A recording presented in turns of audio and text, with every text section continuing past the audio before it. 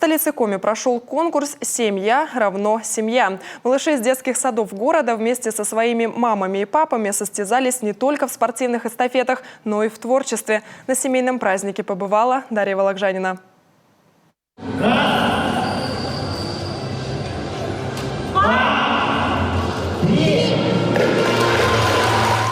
Строители, супермены и даже сурикаты. На спортивной арене только самые ловкие, творческие и креативные команды. Каждая семья подошла к конкурсу с особой серьезностью, подготовила костюм, визитку и творческий номер. В спортивно-творческом конкурсе «Семья равно семья» принимают участие 17 семейных команд из 17 детских садов Сыктывкара. Среди них есть и опытные бойцы. Семья Лохановых участвует в конкурсе уже второй раз. И мы еще следующий, у нас еще третья, мы и там еще поучаствуем обязательно. А так вообще очень интересный конкурс, сближает семьи.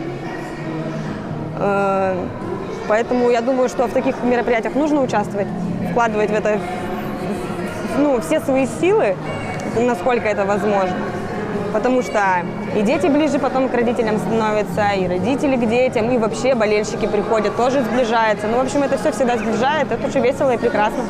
Если на творческие номера у семей было время на подготовку, то на спортивные – ни минуты. Неожиданные и веселые эстафеты, дети в них участвуют совместно с родителями.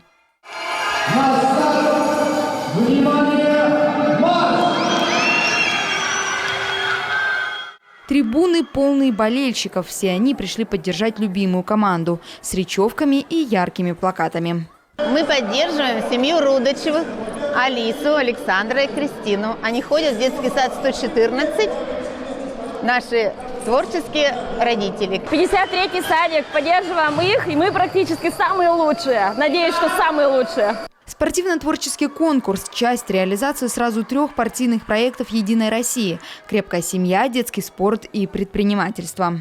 Народная программа партии «Единая Россия», она, конечно же, уделяет особое внимание материнству и детству. И наше сегодняшнее мероприятие, оно именно призвано к тому, чтобы семьи стремились к тому, чтобы взаимодействовать вместе друг с другом не только дома, но и показывать свои какие-то спортивные, творческие конкурсы. И через это тоже показывать благополучие своей семьи и делать такую популяризацию.